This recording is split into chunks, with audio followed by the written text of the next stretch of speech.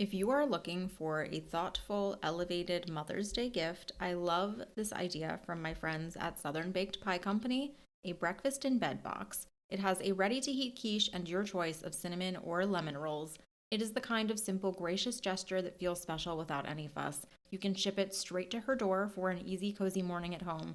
And use code GML10 for a little something off.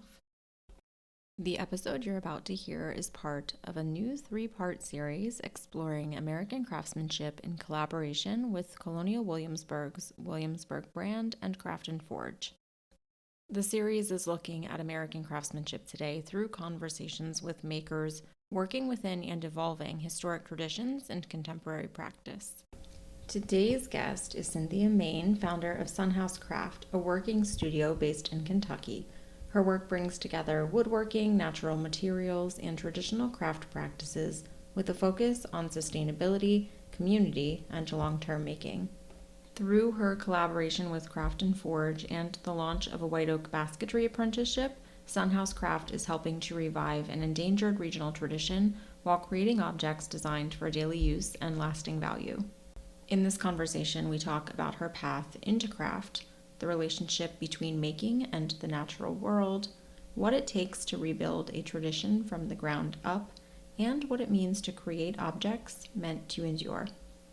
Cynthia was so inspiring, and I hope you enjoyed this conversation as much as I did. Welcome to Grandma's Silver, where tradition meets today.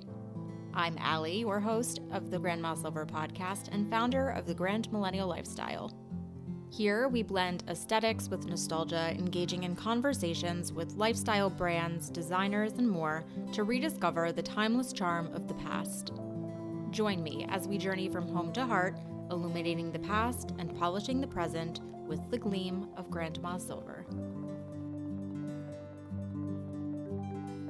All right. Well, Cynthia, I'm super excited to chat with you today. This is going to be a lot of fun. I can't wait to hear all about it, but I want to give you an opportunity to introduce yourself and tell people who you are and why we're speaking today, because you have such a fun brand. Well, thanks for that. I am Cynthia Main. I am the owner of Sunhouse Craft in Berea, Kentucky. We are an artisan craft house.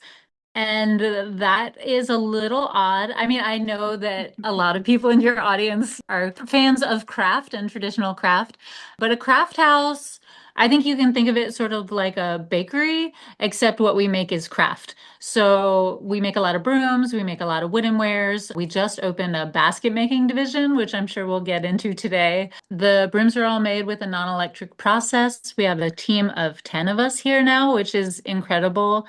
And honestly, it is a dream come true to get to work here. I love it, and it's a very joyful place to be. I think that comes across in our brand too.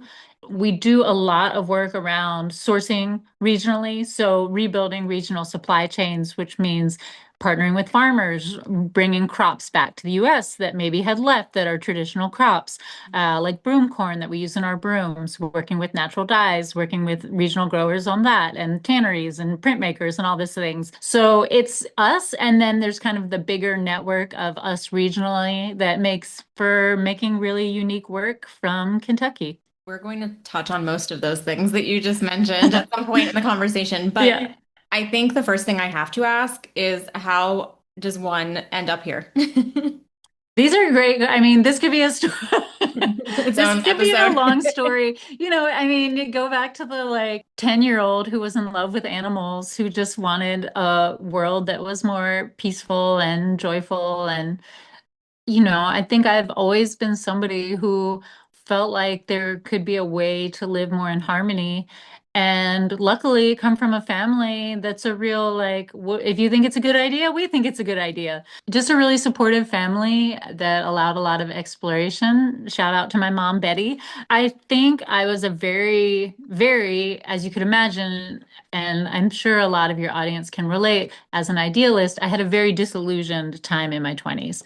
Like, I was just like, why is the world like this? During those years, it was just a lot of finding the little places where people were doing more of the things I was excited about, which was farming, which was fabricating, just these little pockets where people were exploring either sustainability or art or the environment, and sort of learned as I went. I finished high school, took a little bit of college, went to art school briefly, but mostly just rattled around trying to figure out how to make sense of things and live a life that felt in line with who I wanted to be. In my 30s, I started to get that chance. I was able to lead a wood shop that was part of a salvage building materials program that was for formerly incarcerated folks. So the bigger program would take down buildings, and we would use the parts to then make furniture that we sold. And I had kind of followed my art desires there, where we would make furniture, and then it became public workshops and all these things. But I was still missing more of a land connected practice. One of the places, this was in the like reclaimed wood heyday, one of the places was like a bar we were renovating. They were like, "Hey, can you guys make barrels?" And I was like, "Make a barrel? Like, I have no idea how you would make a barrel." And so that sent me down. This is something that happens to a lot of woodworkers, I think, also. It sent me down the traditional woodworking rabbit hole. And this was 2010, 2011. There wasn't a lot of stuff on the internet at that point, so things were harder to find. Long story short, I decided to leave my job, go become an intern at this place called Tillers International.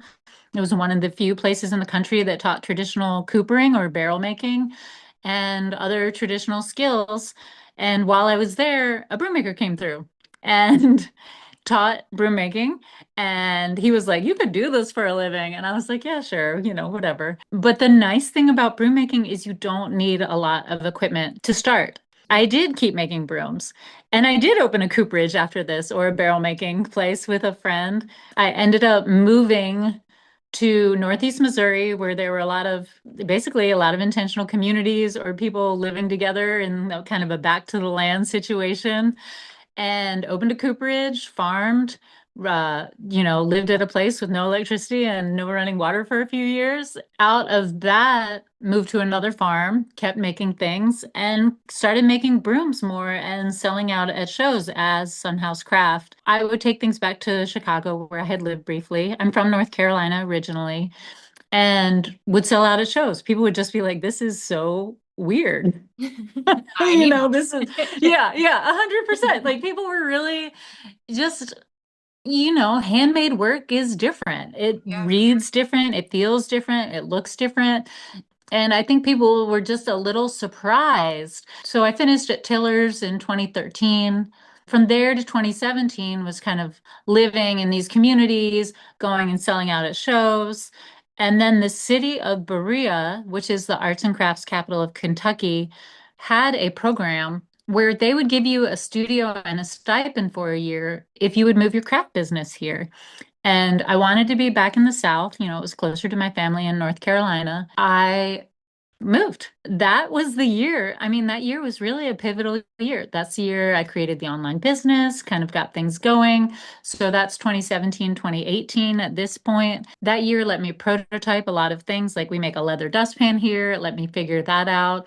There wasn't a lot of experimentation in broom. I mean, maybe there was, but I wasn't aware of a lot of experimentation in broom making at the time. So that year just let me test a lot of fibers. I was really obsessed with natural materials and natural dyeing, and like, how does one even do that? And a lot of it was just trial and error. I mean, to be honest with you, I think the timing with people being excited about returning to these things was really fortunate. I mean, I could have been into a craft that nobody was excited about. Hats off to the people in making duck decoys still. I hope your time comes, while you're still in it. It's like really interesting when your interest kind of like lines up with The world. what's happening. Yeah. Yeah, the world's interest. And honestly, it's been a ride since. I mean, that's really the long and the short of it, to where we are now with a full studio and multiple crafts. And that's the long-winded version, but I love that. And it provides so much context. This is great. Where'd we get the name? Sunhouse Craft. While I was living in Missouri, kind of the idea that all things come from the sun and to build a place like Earth, I'm a fan of Gary Snyder's poetry and he has the book Earth Household. And kind of similarly, the idea that all things come from the sun here. And the idea behind the business is connect people to the land through craft. So I think I was just sort of between all of those things thinking, oh, the sun, and I'm making a house for craft, like sun made craft, I love Sunhouse that. Craft. Before we get to the process, because that's a whole separate thing. Materials, you did touch on that. And so I sounds like that's a bit of your philosophy as well. It's just like the sustainability of it all, but also the materials. Could we talk a little bit more about the sustainability piece? I hate it's kind of a buzzword, right?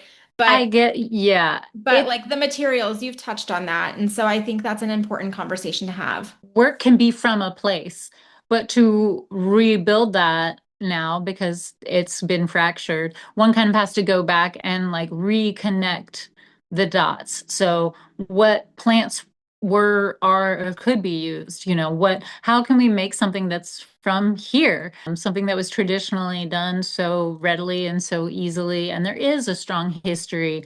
I mean, we are in a place in the Southern Highlands. I mean, Berea has a great craft history, is very renowned for its weaving, for its crafts. And thankfully, it's also a place where it's not quite a broken chain. Mm. I know a lot of people getting into craft, they have to, go back to books or archives or try and rediscover things that got lost. But for the most part, there's at least still a few practitioners in a lot of the regional traditional crafts. So you're not completely on your own as far as learning how to do something. Interesting. Okay. Again, sustainability. But I also look at sustainability not just of, I think right now it's attached social, like culturally to if we're talking about like fast fashion or, that kind of thing. So if we kind of look at sustainability from kind of that lens, you're in a unique position because you're specifically making something that is meant to last. How does that differ from what we're seeing, what people are used to seeing right now? I love your challenges around the word sustainability in like how do we even talk about something that's Yeah. become so common it's hard to get to the root of it. And for us, I've thought about this a fair bit. I mean, it really relates to just like care and relationships. So Mhm. it's putting, for me, it's putting myself back in relationship with things, whether it's with people or a place or what a place can handle.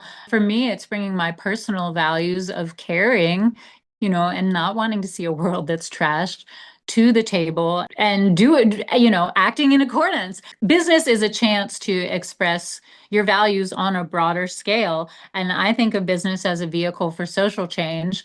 And for me, that's the future of, maybe air quotes there, business. I think people want to see a world of balance and sustainability, if you will. And one way we're going to get there is by people who are making these decisions on more public platforms saying, you know what, I'm not going to do it that way.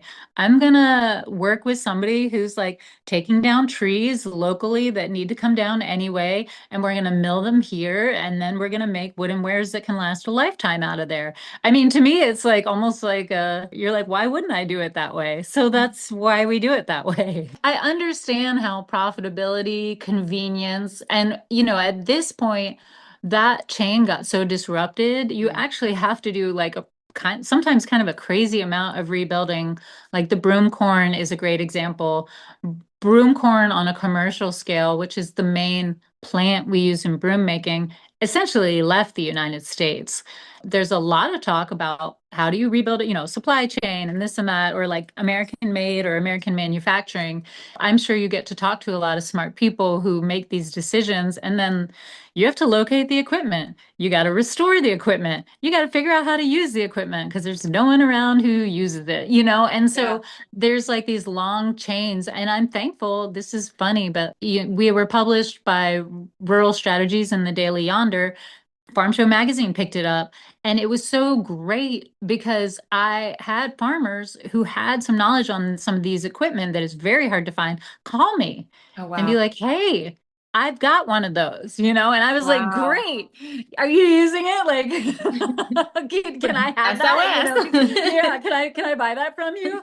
That's some of the advantage of like getting out the word about what you're trying to do. Like, not only are we making things in a way that people can make a living wage, making handcraft, but we're also rebuilding our supply chain. And the more people find out we're trying to do that, the more we get great phone calls like that just like help us move further in our efforts to do that. You're saying things. I have a handful of questions that I don't want to lose here. But you mentioned relationships a little while ago and kind of what that means. I'm curious because you're also touching on some other elements. What does your relationship with the natural world look like now that you are a maker that really like relies on a lot of it? I think my relationship with the natural world is pretty, I would say, unchanged in a lot of ways. I feel very connected to the natural world and have most of my life. Mm. And this feels like it honors that reality. And I think sometimes I still, like in our business, I have to mind the gap. Like I know where we want to be, but we do have to do things that are kind of compromising until we can figure out how to do it in a way that feels aligned with my values, basically. Mhm. And so sometimes, minding that gap is hard. Like you're like, oh, I wish we could do this with 100% local organic grown broom corn. It's a tricky thing because it's like we do hope to be there by the end of next year. And it's fun. Actually, our broom for Colonial Williamsburg is 100% made locally. So that's like a fun release for us because it's like, oh, this broom is 100% organic broom corn grown right up the road on a stick we found and shaved down by hand in the woods. And the leather is from the tannery in Louisville. Then we dye the cord in house for the indigo dyed one. So it's like we're proud not just of the product, but like all these little pieces that are affected by us making those choices and by people choosing to have our things in their homes. Can I ask, because you've touched a couple of times on the materials and of course it being like in a perfect world, right? Like this regional emphasis. Yeah. Are you starting with the product or do sometimes the materials you encounter inspire the pro like how what is that pro as someone who literally knows nothing about any of this Oh, and yeah. also really has no background of half of the materials you're using, how does this all work and come together for you?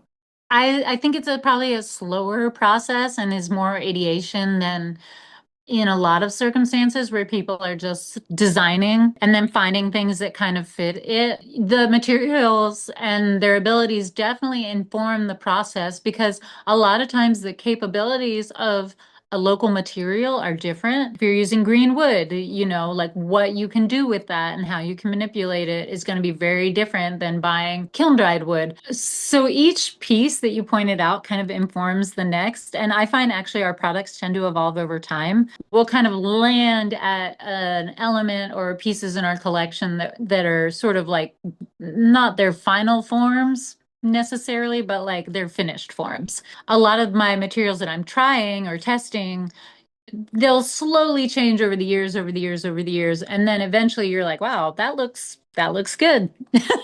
So it is a different process, I guess. It's a very material informed design process. Start to finish, what's our timeline look like for product Well, creation? I love, there's a great story. There's a great book called Handicrafts of the Southern Highlands. It talks about, the late 1800s kind of thing in this area. And, we live near Berea College, that is an institution that started its craft program originally to, raise money for the school. Like they realized its market, like it was during the arts and crafts movement in the 1920s. Here we are again, technology rises, enthusiasm for craft happens. Like it's a very parallel time.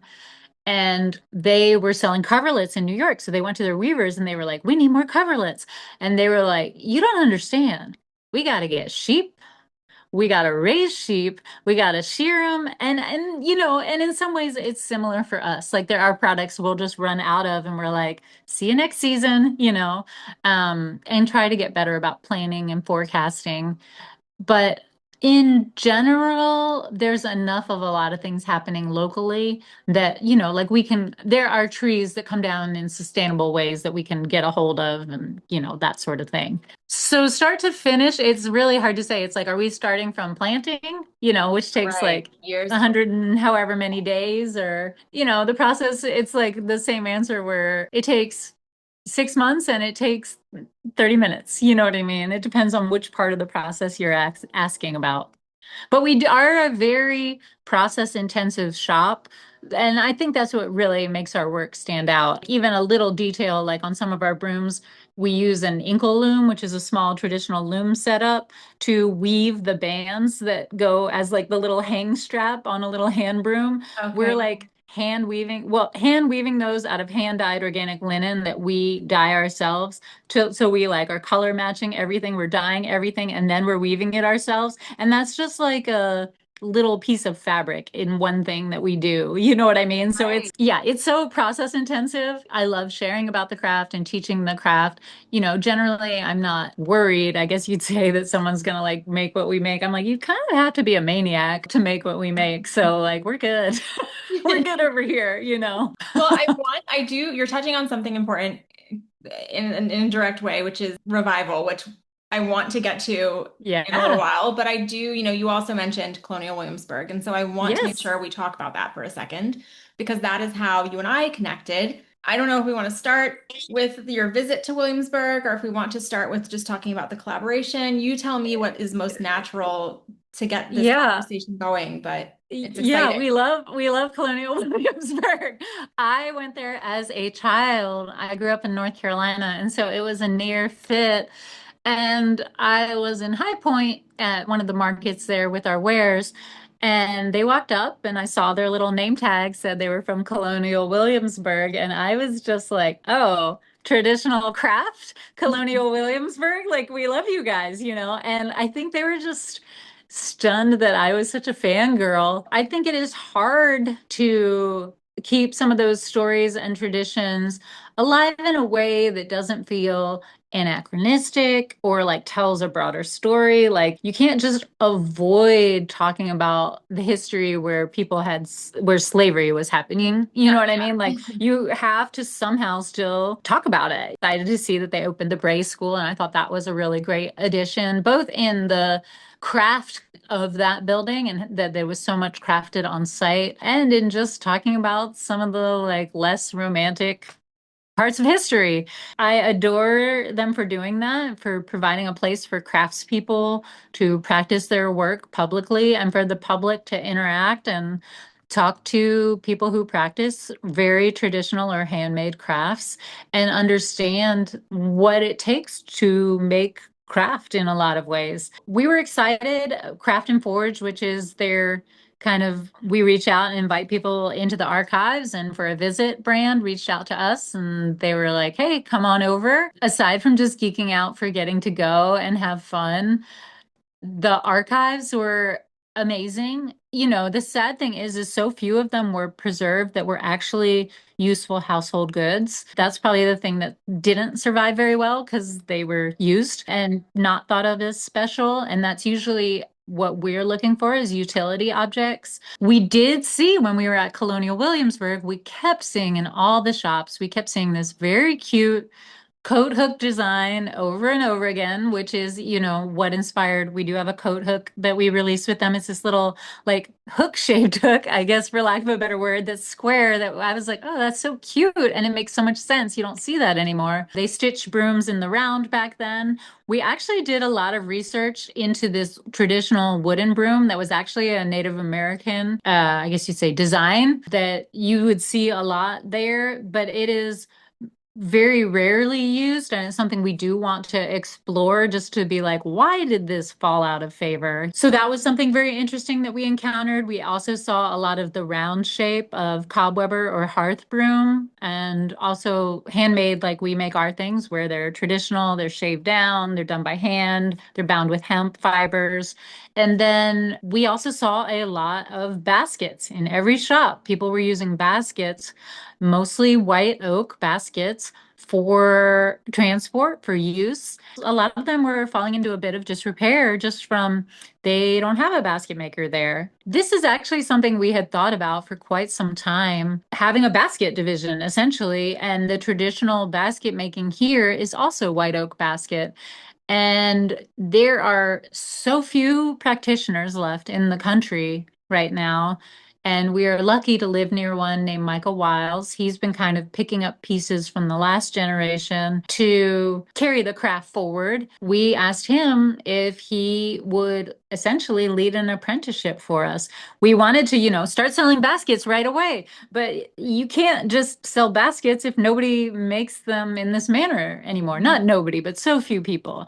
So we kind of had to back up to the beginning. We launched a basket making apprenticeship, and when South Arts, the traditional arts program of Appalachia, caught wind of it, they offered to help sponsor the apprenticeship portion, and the Kentucky Guild of Artists and Craftsmen also offered to help.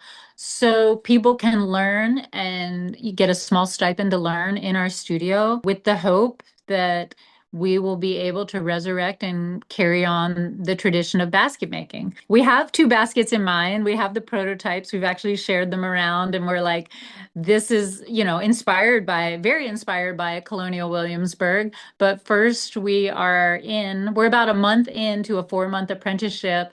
And I have got to say, it is amazing. I feel so inspired to see folks coming here. We have 4 apprentices. They're all doing a great job. Spoiler alert, I feel very confident to say we will have baskets for this holiday, and that feels huge. It's resurrecting. I mean, to use the power of Colonial Williamsburg to like relaunch a craft in the rest of the world, not just in the bubble of Colonial Williamsburg or a not-for-profit, but to be like, you know what? We found this so inspiring and you all can help us work together to share about this craft being resurrected. Let's just do this. And they were really patient with our timeline. They understand, like, wow, you actually have to launch an apprenticeship first. You can't just start making baskets. That's like your version of like, first we need to raise the sheep. 100%. 100%. So Yeah. we're going from logs in the area, and it's just been so cool to watch and figure out. I mean, for a moment, it was like, how do we do this? How do we even fit this into the studio? I mean, we had to move a lot of things around to make this happen. And now that it's happening, like, I wouldn't have it any other way. And it's also really inspiring for people in the program to realize there's an opportunity here to make and produce and sell baskets with us, with Colonial Williamsburg, to carry on this craft and to be around our studio of 10 people we all practice craft for a living. And it's inspiring to come into a space where people are happy and doing essentially production craft, but it's not, I think there's always this assumption that it's like this horrible grind.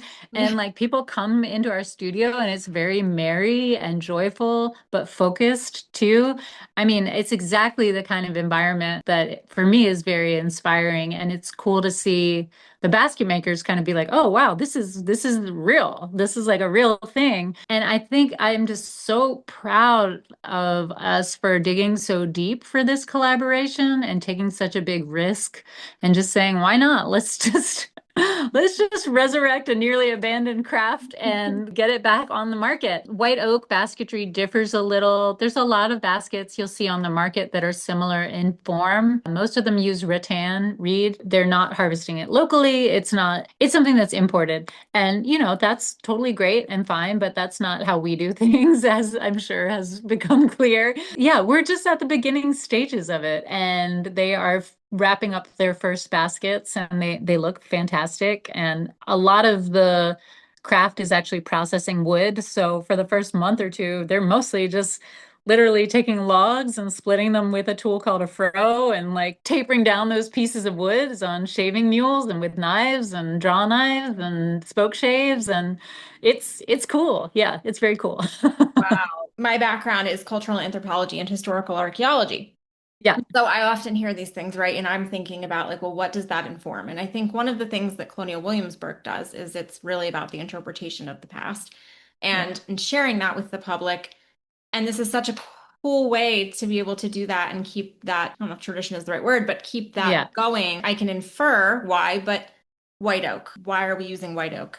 Well, I think to say to your first comment, our mantra around this collection is the idea of something being carried forward by hand. You can discuss historical things all day long. You can look at them, but what parts are we choosing to literally just keep bringing into our lives by hand? Yeah. And I think it's a different approach to anthropology. You know what I mean? It's like a different way of storytelling that just arrives in people's homes and they interact with in a daily way that is just, it's a delightfully different way to carry culture forward. I don't know. It's an interesting thing. To go back to your white oak question, it is strong, it is resilient, it makes a long-lasting basket, it is regionally appropriate and specific, and it's hard to work with. It's fairly labor intensive, which means it's the craft that kind of got like knocked away because there was an easier, cheaper alternative to work with. And while I think that's fine, I mean, a white oak basket is gonna last you, you know? I mean, it's such a durable material, it's such a strong material, it can take such a beating for a lot, you know, it's meant to be used for a long time and can be repaired. And that's something else about our shop. We actually repair, we offer free repairs as long as we're in business. And that's going to apply to our baskets as well. And I think just like the confidence and the coolness of relating to materials like that. It's a cool material. It's a magical material. White oak is cool. In conversation that I've had with other brands that have collaborated with Williamsburg, there's this emphasis on, we access the archives and are able to pull inspiration from them. I guess my question is, with something like a basket, how much do you get to play? Like, I don't know enough about this, so I'm curious, Yeah, in what I think areas is it, like the material that you're inspired by? Is it the like what are you pulling from your visit to the archives and saying, and now we're going to translate this to a basket? Yeah, I think we took a very different approach, to be honest with you, than most people are like putting their spin or and our spin is that we're doing it. You know, we I actually, love that though. for the basket collection, we stuck to we'll have two almost very traditional releases. Yeah. One's like either like a market basket or a small laundry basket. We do hope to have a bigger like blanket basket. I mean, or a small blanket basket. And then the other is like a carrying basket. I mean, the one nod to now is we wanted to make sure mason jars really fit in below the handle, you know? So that's like really the only nod to now. The forms we chose were very like you could drop these off in Colonial Williamsburg and nobody back in the day and nobody would be like, where'd you get your basket from? You know what I mean? Where's that Um, futuristic basket? yeah, Yeah. wow. That's so different. No, in this case, no, we went, and same with, to Doug's credit, who runs the wood shop, he is using some modern techniques to make something that is very similar. And there's like a slight, slight differences. Like somebody in colonial times might be like, how did you get those edges so crisp so quickly, you know? Yeah. But but other than that, no, we went classic. Yeah. I We love went that. classic. Yeah. So fun. And that's my own, like, I don't know. Yeah. I don't know about baskets. So that's so exciting though. I thought about this some as we've been getting into it too. When I first learned broom making, I learned traditional Appalachian style broom making, and I made traditional Appalachian style brooms for a number of years. Maybe some of them were like a different, like I used neon or woo, but it was the forms were very traditional at first. So I find and I got to hear, actually, it was an interview with Mary Oliver who said, I practice, so that when inspiration strikes, I'm ready. Mm. And she was referring to like someone asked, how long did it take to write your famous poems? And she was like, well, not very long, but I practice every day. Kind of similarly, and this goes back to what we were talking about earlier about the designs kind of evolving over time. I think we'll see that in the basket making as well. But Yeah. it's nice to start with two solid traditional entries into the basket making world. Yeah.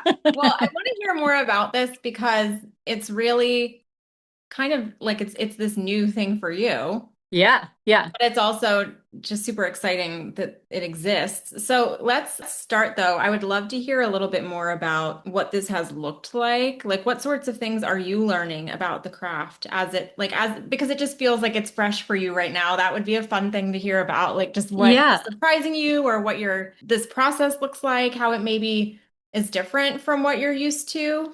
Yeah, it was a scary step for me as the studio owner because I am not a basket maker. Every other craft we do here, I have, spent years in, with some exceptions. Like we started hand marbling our packaging last year, and like that's more of like a riff that we've enjoyed as a shop. It was scary to turn over to another lead and just trust the process and trust that our formula for kind of like making it all make sense. Like, how can you make things by hand in the modern world and have people get paid, but not have it be so costly that it's not affordable? Like, how do you math the math? And I think that's something our studio is really excellent at. And that to some degree, we're doing something a little more flexible with this program.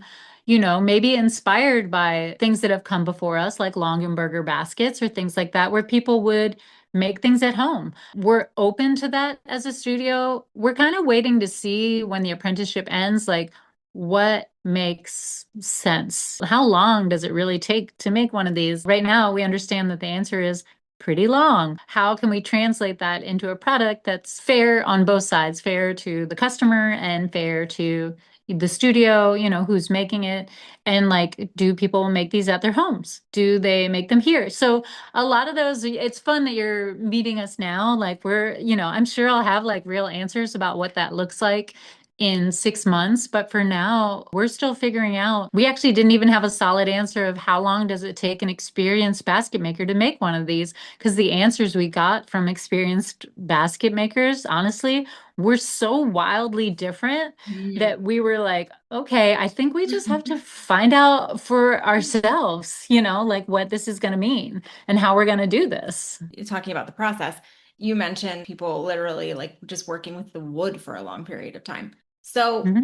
could we talk a little about what this process so far has looked like? First, you have to find the right tree. Is this what you mean by the Yeah, yeah, process? yeah, because this is so foreign to me. Yeah. Yeah, so a small white oak tree that's like 6 inch in diameter or smaller, fairly knot or branch free for the first, ideally 6 feet or so, Wow. and is growing in a way that the pieces you're going to split out from it will be fairly straight grained. So it's like it's looking good. It's pretty straight. It's a pretty small tree. Cutting that down, bringing it into the studio, taking a tool called a froe, which is a lot of this is falls basket making falls into the riving category, which means you're splitting things along the grain to get their maximum strength and durability. A saw will cut through the grain, whereas if you use a riving tool, it splits along the grain. And because that grain is unbroken, it's making a stronger, more durable piece of wood. So that's why we can't just take the log and throw it on a saw and just start sawing out straight pieces.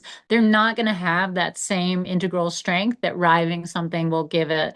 I will say a lot of these tools beyond that are very similar to what we use in green woodworking and in our broom handle making. So like everyone in the broom shop was like, "Ooh, I got this part." You know what I mean? Like we're all like watching like, "Oh, cool. They're using draw knives and spoke shaves." And, once they get the tools riven. And then the basket making process, a giant percentage of it is material processing, like getting to where you have these thin strips of wood that are pliable and then wetting them and then just weaving a shape. I wish people could see me right now because I'm just nodding as if I know what a spoke shape is. I'm like, oh yeah, just I should have brought the your tools to be old like, average. this is a draw knife. This is a spoke shape.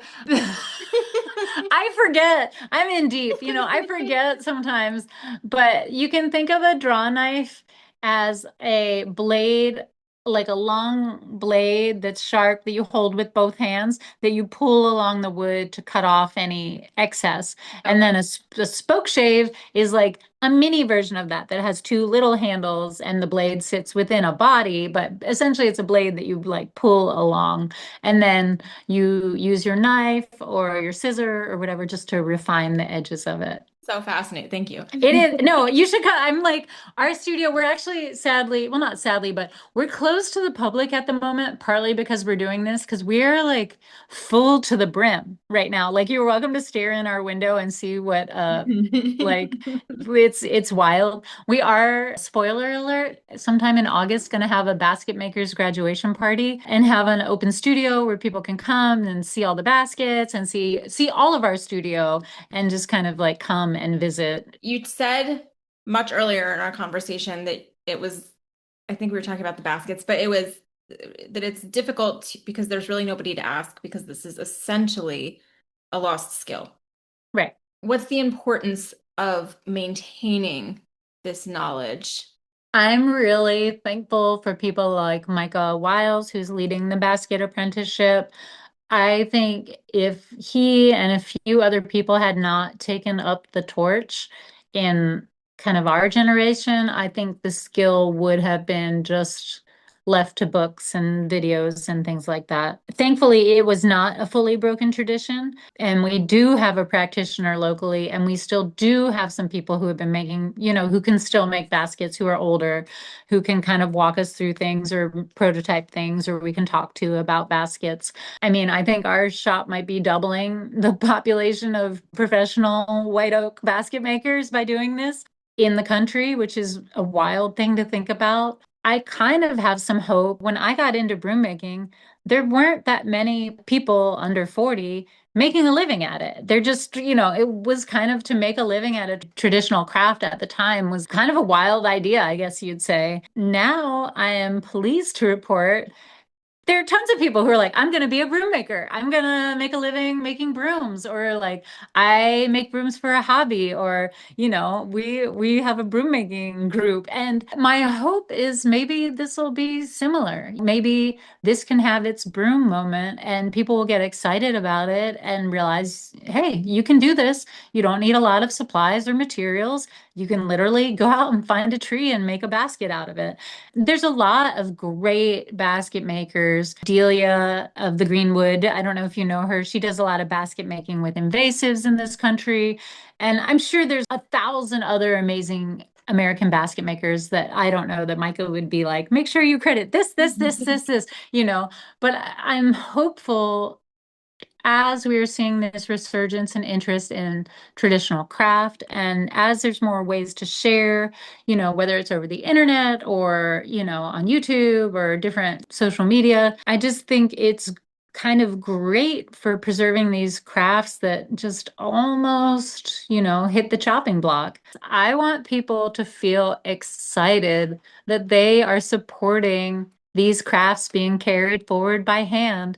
I mean, everything from the tags being letterpressed to there's this little invite card that's also printed locally on recycled paper that has a little wax seal on it. We tried to make it as like committed to both fun and beauty. But if you get a basket from us, then you are literally supporting this craft like existing, I mean, what an amazing thing. And same, like if people are buying a broom, you're supporting organic agriculture and broom corn returning to this country. And same for our wooden wares. You're helping us make a supply chain where like, hey, this came from Pikeville or this came from Moorhead, Kentucky. This tree came down for these reasons. And now I have a cool nod to traditional style coat rack that is like made by people who get paid well in Kentucky and is awesome. I mean, it's like that's what I want people to, Continuity. yeah, the continuity. I mean, you can just appreciate our work because it's great. The story doesn't stop at you purchasing it. You are part of that story, if that makes sense. Yeah, you're a participant. As So a consumer, you're a participant. Yeah. Oh, that's fun. 100%, 100%, you're making this happen. Like this doesn't happen without people being also excited about this story and part of the story. So I think that's another way, that idea of like carried forward by hand, like you are then using that basket, carrying that basket, hopefully bringing it back to us for repairs or learning how to repair it yourself. That tradition of people making things by hand gets carried into the future by you. It sounds like it's such a community too. Oh, for sure. Out of any business, not that businesses aren't supportive of one another, but it feels like craft really heavily leans on community in order to be sustainable and successful. Oh, for sure. I mean, people being successful at craft just makes us more successful at craft. I mean, the more the merrier. You know what I Yeah, mean? I mean, the yeah. more people who are like, I'm going to open a traditional craft house. I'm like, that is great. If anyone out there is starting a craft business, get in touch. Yeah, absolutely. And I will add that in the show notes of this episode, we'll put your website, the Oh, great. collaboration, all the links to everything so people can follow along and connect with you. So we'll make that easy for them to do. Cynthia, thank you so much for being here today. This has been both educational, inspirational, all the things, and I'm so excited to have had the opportunity to chat with you today. Oh, thanks for having me. It's a delight. Just your enthusiasm and interest is a delight. Thank you.